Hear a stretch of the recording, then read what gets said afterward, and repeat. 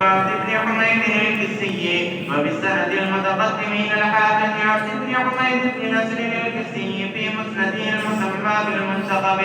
أوله مسند أبي بكر الصديق رضي الله تعالى عنه قال أخبرنا يزيد بن هارون قال أخبرنا إسماعيل بن أبي خالد عن قيس بن أبي حازم عن أبي بكر الصديق رضي الله تعالى عنه إنكم تقرؤون هذه الآية يا أيها الذين آمنوا عليكم أنفسكم لا يضركم من ضل إذا اهتديتم إني سمعت رسول الله صلى الله عليه وسلم يقول إن الناس إذا رأوا الظالم فلم يأخذوا على يديه أوشك أن يعمهم الله بعقابه. مسند الحارث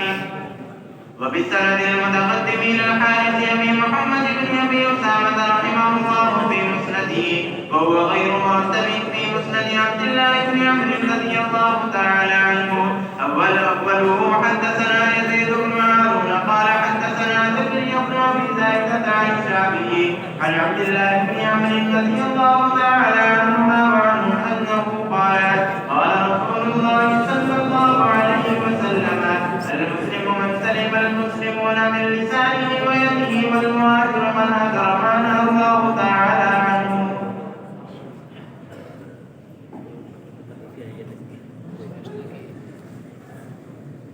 بسم الله الرحمن الرحيم.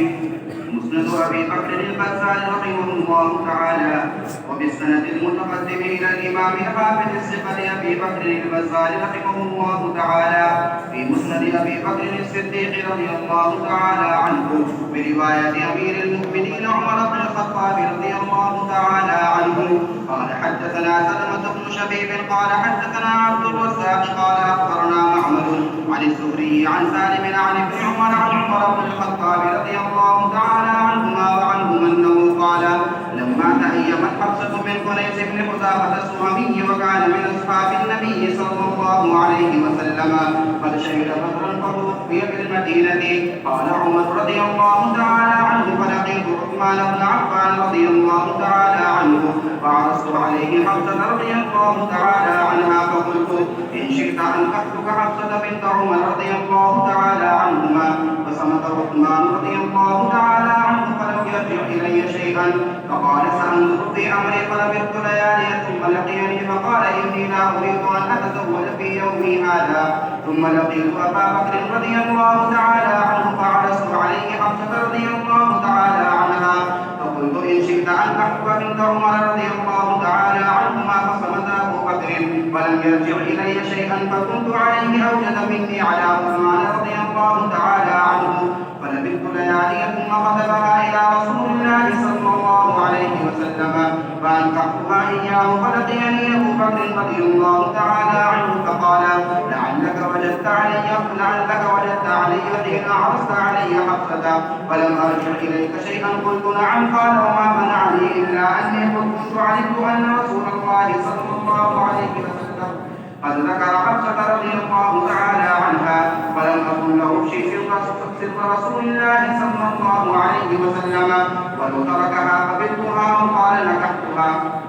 مسند أبي يعلى الموصلي رحمه الله تعالى وبالسند المتقدم إلى أبي يعلى الموصلي رحمه الله تعالى في مسند أبي بكر الصديق رضي الله تعالى عنه قال حدثنا حسن بن شبيب قال حدثنا حسين قال حدثنا كوثر قال حدثنا حكيم عن نافع عن ابن عمر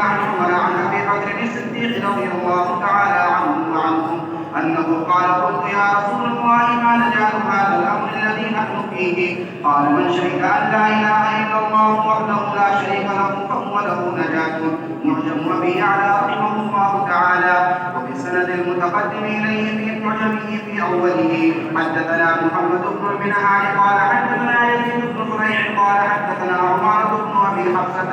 عن عكرمة عن عائشة رضي الله تعالى عنها وعنهم أنها قالت قلت يا رسول الله أخبرني عن ابن عمه تعالى قال النبي صلى الله عليه وسلم وما كان قالت قلت كان ينحر الحمار ويكتم الجار ويبني الصيفا ويسلك الحديث ويمشي بالكلمة ويسل الرحم ويكتب العالي ويكرم الطعام ويؤدي الأمانة قال من قال يوم واحدا اللهم إني أعوذ بك من نار جهنم قلت لا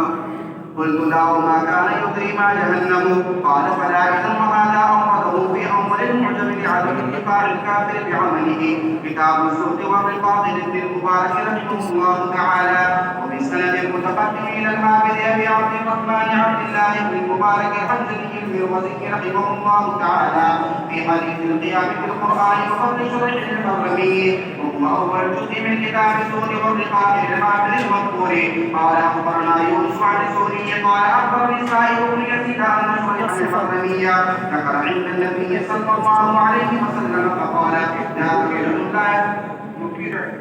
ذكر عند رسول الله صلى الله عليه وسلم فقال ذاك رجل لا يتوسط القرآن نوال الأصول وبالسند المتقدم إلى الحافظ أبي عبد الله